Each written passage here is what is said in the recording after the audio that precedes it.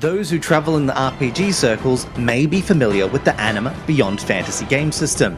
But for those who aren't, it's set in a strange hybrid fantasy world that has both futuristic and medieval elements to it. The latest release from Bulky Pix is set within this dark and gothic universe, and while Ark of Sinners has high aspirations in its Metroidvania-like gameplay, it falls desperately short of the mark.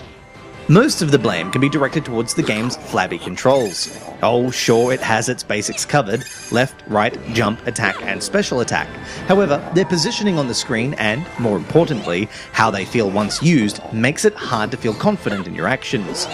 Specifically, it's odd to constantly go to press the jump button, ordinarily within the corner of the screen, only to hit the special attack instead.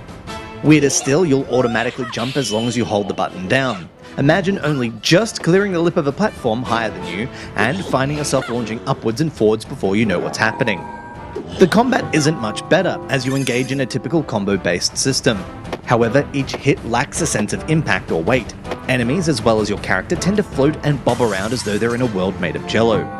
This has its cool side when you launch up into the air and continue your attack, throwing them down on the ground on the final strike. But even with upgrades, the combat feels wet and limp. At least there's lots more going on with the story, which shouldn't be surprising given the source material. Celia doesn't know how she ended up in the Ark, but she does remember her partner, and she'll stop at nothing to find Nemo. Insert obligatory snigger here. She does so despite the warnings of the enigmatic id, a Harlequin suit-wearing oddity that knows far more than it lets on.